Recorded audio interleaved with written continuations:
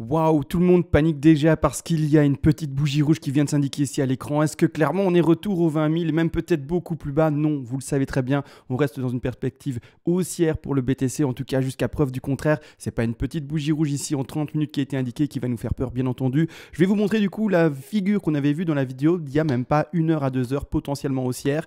Elle n'a pas été validée, c'est-à-dire qu'on n'est pas passé à l'achat, vous le savez très bien, sur ce trade-là, mais malgré tout, ici on a une bougie rouge et on aura des nouvelles perspectives de prendre des trades haussiers. Je vais vous les montrer et également donner les deux plans de trading. Plan de trading, vous le savez très bien, défensif, et celui qui a un visage un peu plus offensif, c'est-à-dire beaucoup plus agressif tout de même. On va regarder ça durant cette vidéo, mais toujours après, encore et toujours finalement, la toute petite intro. Et voilà, on se retrouve maintenant sur le BTC face au dollar ensemble. C'est parti, on part pour l'analyse. Je rappelle ce qu'on avait vu il y a de ça maintenant 1 heure ou 2 parce que ça a chuté en très peu de temps. On montrait le niveau d'achat, bien entendu, pour la W potentielle s'il y avait cassure, encore et toujours, de la fameuse ligne de coup. La ligne de coup n'a pas été breakée à la hausse, vous le voyez. Où était, encore une fois et toujours, je rappelle, la W potentielle? Je vais la prendre ici simplement, je la pose, je la mets, je la place et on s'attendait soit à un rebond à partir de là, soit à un rebond tout simplement également qui aurait pu se faire plus bas, mais qui n'a pas eu lieu. Je le rappelle, une W ne peut pas se confirmer si elle fait un précédent plus bas, moins finalement bas que le bas qu'on connaît actuellement, donc c'est-à-dire en français plus correct, pardon. Si on fait toujours des plus bas qui sont toujours plus bas, ce n'est plus une W, d'accord? Une W pourrait être confirmée, et pour pouvoir encore potentiellement parier à la hausse sur cette figure-là, il faut que le plus bas nouveau soit plus haut que le précédent plus bas, donc grossièrement que ça monte. Ici, clairement, ce que vous voyez, c'est que premièrement, la W a été invalidée, donc le niveau d'achat, et je rappelle, le signal d'achat, c'est quand on casse la ligne de coup. Est-ce que du coup, sur ce trade, vous êtes passé à l'achat? Normalement, non, sauf si vous étiez dans le profil agressif qui, lui, anticipe la figure potentielle. Maintenant, la W, malgré tout, n'a pas été validée. Qu'est-ce qu'on attend du coup maintenant comme potentielle figure à venir pour ouvrir encore et toujours un long? Je précise, pourquoi est-ce qu'on met encore une fois l'accent sur les longs? Je préfère le préciser et le rappeler, mais on est dans un bull run magnifique. Alors on va passer en mensuel. On m'a dit dans les commentaires, tu n'es pas obligé de parler en anglais, tu peux parler en français. Le monthly, ça se dit en mensuel en français. Donc bon, c'est vrai qu'on est sur un objectif, ou en tout cas sur des vidéos en français, donc on va parler le plus possible en français. Mais on est sur des bougies jusqu'à preuve du contraire qui sont extrêmement bull. Il y a des corps de bougies complets, d'accord, vraiment, avec des petites mèches maintenant, et clairement on a une légère mèche maintenant qui vient d'arriver. Mais ça n'invalide absolument pas la perspective bull qu'on a pour le BTC. C'est magnifique. On va voir la clôture de l'année d'ici quelques heures, vous le savez. Et donc, c'est vraiment quelque chose qu'on est magnifiquement en train de vivre. Malgré tout, les personnes qui essayent de shorter le marché, vous êtes en train de vous casser les dents depuis un certain moment. Et si, en fait, le marché bull est bel et bien confirmé et qu'on n'est pas de retour à 2000 $, 1000 $, clairement, en fait, on a tout le potentiel de monter à 100 000, 200 000, 300 000. Et les personnes qui essayent de shorter un marché aussi bull, vous allez vous faire finalement prendre les dents à chaque fois sur les bords des trottoirs. Donc ça fait mal, hein, les bords de trottoir, faites attention à ça, bien entendu. Donc on arrête d'essayer de shorter. Si, encore une fois, je le rappelle, on est néophyte, bien entendu, quelqu'un qui est avancé, qui fait de l'intraday en trading, voire même du scalping, je ne te parle pas à toi. Toi, tu as ton risque management qui tient, enfin bref, tu as tout qui tient, donc il n'y a pas de problème. Malgré tout, on va voir l'analyse potentielle à tout simplement observer. C'est-à-dire plus précisément, du coup, à développer et pouvoir ouvrir un trade, ce serait peut-être une épaule, tête, épaule inversée. Alors, qu'est-ce que ça veut dire? Ça veut dire tout simplement, je le montre, toujours la même perspective par rapport à une ouverture de trade, par rapport, vous le savez très bien, à la cassure de la ligne de coup. Malgré tout, une épaule, tête, épaule aura, et ça c'est tant mieux, une perspective haussière plus forte qu'une qu'une W juste tout simplement, ou un double bottom. C'est-à-dire que tant mieux en fait, c'est-à-dire que si maintenant l'épaule tête épaule inversée prend, on aura vraiment un bull encore plus puissant que ce qu'on avait prévu ici, vous le savez très bien, sur notre petit W. C'est-à-dire que l'épaule tête épaule est dessinée où? Je vais pas prendre l'outil qui nous permet de la dessiner, ça ne m'intéresse pas. Où est-ce que je sais même pas où il est, épaule tête épaule, c'est quelque part, c'est un de ceux-ci, c'est celui-là, le épaule et shoulders en anglais là.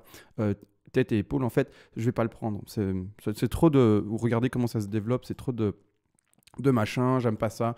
J'aime vraiment pas ça. Moi, j'ai pas envie d'utiliser ça. Je vais juste utiliser des lignes simples, hein. Je vous le dis tout de suite. On part ici, tout simplement, sur la première épaule. On part ici, épaule terminée, on part sur l'expression de la tête, on part par après normalement, attention, retour sur la ligne de coup, ensuite retracement et puis enfin extraction vers le haut. Maintenant, on devra bien entendu observer cela, voir quelle figure se termine ou en tout cas se dessine proprement, pas anticiper trop vite les choses, mais comme dit, hein, si vous avez un bon risque management, vous pouvez bien entendu, faire de l'analyse et donc c'est-à-dire des entrées en trade assez agressives, mais pour le moment, on temporise et c'est-à-dire que ben, voilà, on attend normalement le signal réel pour confirmer la hausse qui est la cassure de la ligne de coût ici, donc plus précisément les alentours des prix des 29 297 $. L'objectif de ceci, vous allez me dire, bah, du coup, c'est quoi? Parce que attention, là en plus de cela, ça peut encore chuter, d'accord? Je n'ai pas installé ceci de manière précise. Là, la bougie rouge, elle se dessine et quand le BTC nous dessinera cette fameuse épaule, tête, épaule, eh bien on rentrera dans le trade à la cassure, non, mais j'avais dit la cassure en fait, à la cassure, pardon, de la ligne de coût. C'est-à-dire qu'ici, bah, qu'est-ce qu'on fait? Encore une fois, pour trouver l'objectif, pour le moment, je vais le travailler par rapport au plus bas connu, d'accord? C'est-à-dire que si ça va plus bas, vous le faites vraiment. Donc là, je vais poser ça là, mais si ça doit aller plus bas, on va plus bas avec le cours, bien entendu, d'accord? Malgré tout, ici, on va mettre ensemble, comme toujours, eh bien, notre profondeur de ceci, d'accord? De la plus profonde, on va la rapporter comme toujours à la cassure de ligne de coût. Et l'objectif est plus important que la fameuse W. Ici, on a un objectif qui va carrément nous mener à 30 676 $, alors que la W nous amenait seulement à 30 400, il me semble, quelque chose comme ça. Donc là, c'est déjà un trade un peu plus intéressant par rapport au ratio. Également, le stop loss dans ce cas de figure qui sera, je le rappelle, tout simplement posé sur le plus bas précédent le moins bas, c'est-à-dire que imaginons que on nous fait une épaule, tête, épaule de cette manière-là, parce qu'attention, hein, l'épaule n'est pas obligée d'aller retrouver le bas de ceci. Hein. Elle peut se terminer de cette manière-là, d'accord? Elle peut même faire une épaule très courte comme suit. Donc attention à ça également. On ne doit pas s'attendre à une épaule qui fasse exactement la même hauteur comme en réalité. En physique, moi, quand je regarde mes épaules, sauf si je suis mal formé, mais elles sont plus ou moins égales, d'accord? Elles sont clairement ex aequo, on va dire en termes de hauteur. Non, là ici on est sur une figure chartiste, c'est-à-dire qu'on n'est pas sur de la physique humaine, on peut avoir des épaules qui sont complètement décalées, d'accord? Donc ici, peu importe, on mettra ça. Ouverture du trade à la cassure normalement de la ligne de coût pour les personnes qui sont en tout cas dans ces stratégies défensives, donc c'est-à-dire avec une certaine assurance et sécurité derrière eux. Et également le stop, on le place, je le rappelle, au plus bas de la ligne, finalement pas de la ligne de coût, mais pardon, de la deuxième épaule, d'accord? On ne le place pas par rapport au plus bas ici indiqué. On observera ceci, l'extraction, et on mettra ouverture de trade à ce niveau-ci. Donc je l'entoure tout de même, hein, comme ça c'est entouré, comme ça on ne peut pas le louper. Ouverture de trade à ce niveau-ci, stop loss indiqué ici sur le bas de notre petite affaire. Et ensuite extraction avec l'objectif là-bas en haut. Ça c'est le premier trade qui est indiqué, vous l'aurez compris, de manière assez défensive, et donc on attend vraiment la validation de la figure. Malgré tout, vous pouvez être également, on va le dire, beaucoup plus offensif et donc beaucoup plus agressif. Déjà anticiper les figures comme j'ai dit. Par exemple, si vous voulez anticiper la W, malheureusement, vous êtes fait avoir. Donc c'est pour ça, j'insiste, il y a vraiment une question de risque management, de risque et reward également, et surtout d'un risque supérieur. Donc à vous de voir si vous voulez prendre plus de risques, oui ou non, dans vos positions. C'est très important. Si vous ne voulez pas, prendre ces risques-là, je vous préconise l'analyse simple, ou en tout cas la première phase que je viens de montrer. Si au contraire, vous êtes beaucoup plus agressif, vous pouvez toujours prendre votre Fibonacci également, hein, ça se travaille également avec des Fibos, hein, ces figures-là. Là, rien de compliqué. Où est mon aimant? Hop, je prends mon aimant, je vais à ce sommet-là, je vais par après en fait à cette confirmation d'épaule, et vous pouvez acheter par exemple les 123% de Fibonacci qu'on vient de toucher. Donc ici, c'est un bel objectif pour un rebond, ou également les 161,8. Donc l'épaule aura de fortes chances de finir soit sur les 123, soit sur les 161,8. Donc si vous vous dites, moi je suis assez agressif, je rentre sur les 123. Bon, là, c'est du coup trop tard. Le train est déjà reparti à la hausse, désolé. Potentiellement, hein, mais c'est-à-dire que là, pour ce trade-là, on aurait dû, ou en tout cas, vous auriez dû, dans l'anticipation d'une épaule tête épaule de cette manière, attendre les 123. Là, désolé, le train, il part. Trop tard, d'accord? Mais c'est-à-dire que, premièrement, à ce niveau-là, vous auriez mis votre stop, tout simplement, normalement, j'ose espérer, au 161,8 ici. Ça aurait fait une exposition beaucoup plus intéressante par rapport à l'objectif haussier. On rappelle l'objectif haussier, et d'ailleurs, je vais bien le remettre, parce que là, clairement, il n'est pas indiqué. Donc, je vais mettre un rectangle rouge pour que ça soit bien indiqué et visuel. Donc, un petit rectangle rouge ici, boum, indiqué. D'accord? Donc ici, rectangle rouge. Donc, dans ce cas-ci, la personne qui aurait fait ce trade assez agressif aurait eu un ratio de combien? Est-ce que c'est intéressant? Oui, non, on va regarder ça, bien entendu. C'est-à-dire que, premièrement, on prend l'outil de langue encore et toujours. On privilégie les langues, hein, dans ce marché-là, et on ne privilégie pas du tout les shorts. Donc, je montre très peu les plans de short étant donné que c'est pas ce qu'on privilégie. D'accord? J'aurais pu le montrer. D'accord? J'aurais pu montrer ici tout simplement la M avec cassure et bien simplement du support indiqué par ce creux-là. Mais non, c'est pas ce que je fais. D'accord? C'est pas ce que je fais. Je préfère le préciser parce qu'on ne privilégie pas du tout ça en fait. Ici, on aurait du coup, on le voit bien, une exposition de 1,41. Très bon pour la personne qui est assez agressive avec un ratio très intéressant ici qui se situe à 6,82. Donc propre. C'est-à-dire que la personne qui par exemple écoute la vidéo maintenant se dit oui, épaule et tête, épaule peut-être validé. Qu'est-ce que ça ferait, si on reste dans cette configuration assez agressive, une exposition de 3,17 avec un ratio, on va regarder plus précisément, ici un ratio de 2,43, c'est pas mauvais comme trade. Vous pouvez être plus agressif et vous dire, ben voilà, je considère ce top avec une bon rejet comme vraiment finalement top. Je dis top, mais en fait je devrais dire bottom, pardon. Vous pouvez, mais c'est être très agressif ça par contre. Mais à vous de voir, c'est vraiment important de pouvoir également contextualiser les choses par rapport à vos propres analyses, vos propres envies et vos propres points d'entrée réels.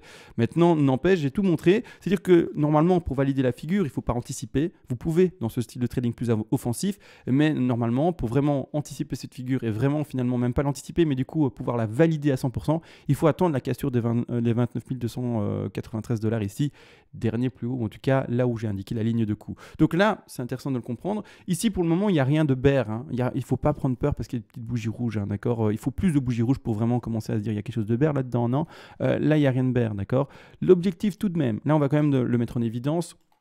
L'objectif tout de même, alors, ne shortez pas, hein, d'accord. Enfin, je veux dire, les néophytes, ne shortez pas, faites pas cette erreur-là, hein, d'accord. C'est-à-dire que tout de même, on va le montrer, le trade qui aurait pu être à inverse, c'est-à-dire en fait ce fameux double top, hein, on va l'appeler comme ça, double top, c'est-à-dire que plus précisément, c'est ceci. Donc on part à partir de là, on va chercher un top, on va chercher un plus bas, on va chercher un double top, donc en fait c'est un M, d'accord. On descend, par après tout simplement, qu'est-ce que c'est? La ligne de coup, de nouveau la même chose, hein, c'est juste la pattern inversée à la W, hein, là-dessus rien de compliqué. La ligne de coup, l'objectif baissier de cette affaire-ci, bah, c'est quand même assez important, hein. Maintenant, est-ce qu'on va forcément aller chercher je ne sais pas, mais c'est-à-dire l'objectif baissier, eh bien c'est tout simplement les, et vous vous lisez, c'est assez important, c'est ici tout de même les, plus précisément 27 092 $. Maintenant, vu le marché boule dans lequel on est, bah, pour moi, je privilégie absolument pas ça, mais absolument pas ça, et je ne traderai absolument pas ça.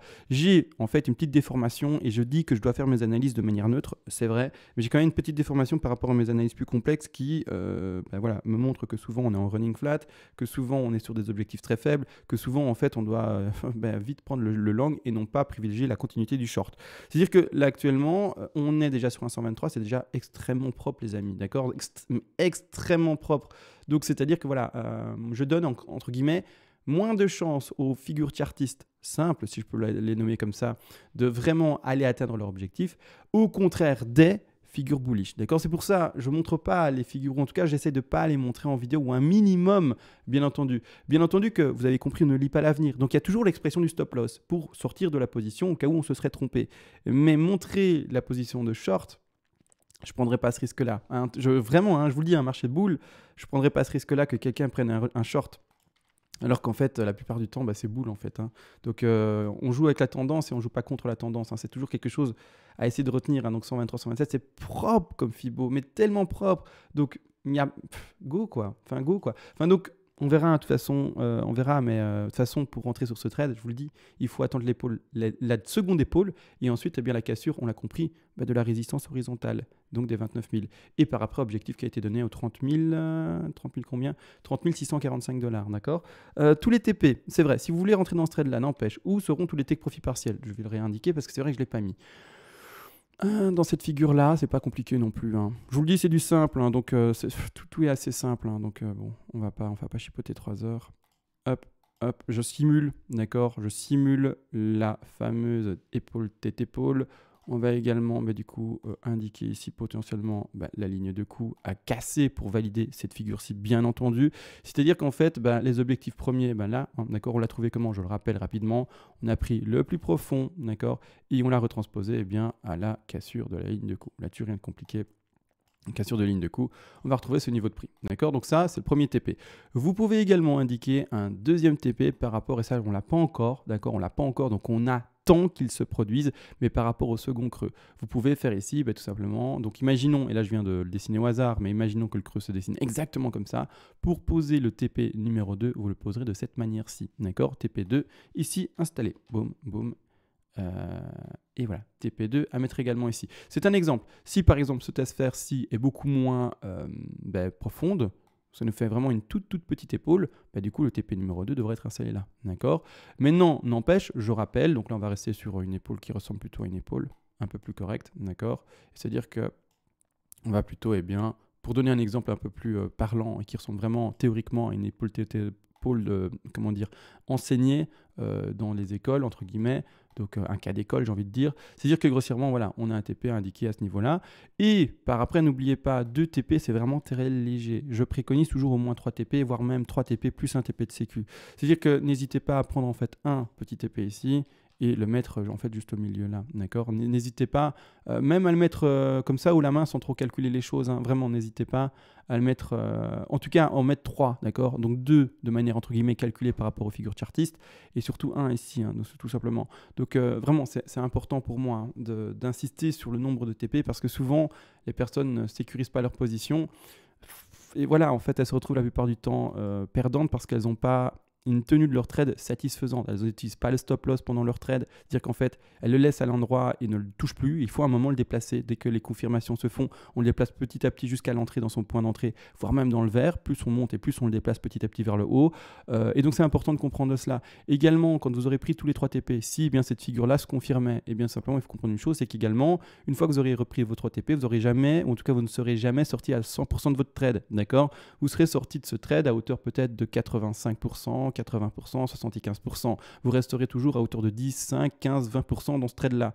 Pourquoi? Parce que si eh bien, la figure ici que l'on voit en épaule-tête-épaule était bonne, on atteignait tout de même ces 30 657 $, mais que malgré tout, le BTC est encore plus pump parce qu'on a pu y imaginer, ou en tout cas analyser par rapport à ceci, et que le BTC en fait il dit ben, moi je continue, et qui va à 31 000, 32 000 plus, hein, d'accord. Eh bien les 20%, les 15%, les 10%, voire même peut-être que les 5%, tant que c'est rentable, hein, si vous avez des frais, etc., à cause des leviers à côté, et qu'en fait, bah, il vous reste tellement peu sur le trade que bah, vous payez juste les frais et du coup, ça sert à rien de le tenir. Vous pouvez le clôturer, bien entendu. La question, là, il n'y a pas de problème. Mais c'est-à-dire que quand même, si vous avez encore des gains réels grâce à ces pourcents restés ou laissés eh bien, sur ce trade-là, vous allez être très content de gagner des petites pépettes en plus en montant avec le cours. Donc, à ce moment-là, le stop loss se transformera, je le rappelle, en stop profit pour utiliser vraiment les termes plus professionnels. C'est-à-dire qu'à ce moment-là, vous aurez monté point d'entrée ici, hein, simulé pour les personnes assez défensives, bien entendu. Point d'entrée, du coup, que je vais simuler avec un rectangle vert, comme ça on le voit bien. Un rectangle vert ici. Donc il est rouge, vous inquiétez pas, il va passer en vert maintenant. Et c'est-à-dire que bah, on met son stop là en dessous. Une fois que tout ça se confirme, on monte son stop soit déjà dans le point d'entrée, soit même dans le vert. Et après, bah, confirmation. Et là, on devient plus agressif et on le passe sous chaque niveau support, chaque niveau de support important qui a été dessiné. D'accord. Donc ça, c'est à comprendre bien entendu. Mais non, en fait, l'Elliott Wave, enfin pas l'Elliott Wave, les figures chartistes, c'est vraiment beaucoup de temporisation. C'est pour moi pas du tout agressif comme façon de faire. C'est vraiment attendre des confirmations à 100%, c'est vraiment être très patient, temporiser à fond. L'Elliott Wave, c'est beaucoup plus agressif. C'est vraiment un penchant offensif à fond par rapport aux figures chartistes simples. Donc maintenant, la gestion du risque est légèrement différente aussi. On s'appuie plus sur des Fibonacci et des choses comme ça. On ne s'appuie pas sur les niveaux de support forcément en termes de bougies.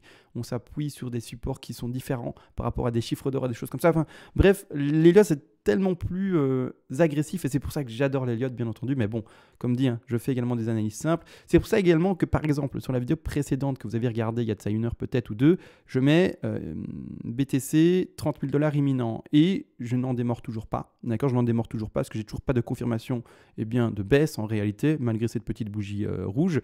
Et tout simplement, c'est juste qu'on avait vu potentiellement une W qui ne s'est pas confirmée. Et maintenant, qu'est-ce qu'on fait? Eh bien, on continue le développement et donc la pédagogie avec vous en direct. Hein, j'essaie de le faire maintenant. Vraiment un suivi presque comme si on était en direct ensemble. Hein, c'est-à-dire que voilà, vous avez vu une vidéo à 1 heure.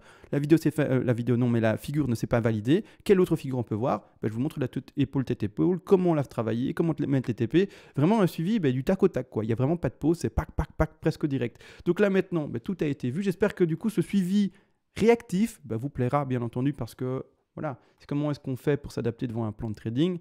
Comme ça, d'accord. On voit qu'est-ce qui se fait, qu'est-ce qui ne s'est pas validé, qu'est-ce qui peut se valider, etc. etc. Qu'est-ce qu'on ne non plus privilégie pas, toutes les figures baissières, pourquoi on ne les privilégie pas, etc. Le contexte dans lequel on est, là, c'est pas compliqué. Donc maintenant, tout a été vu, n'empêche, je ne vais pas aller plus loin dans la perspective de cette explication-ci, il n'y a pas besoin.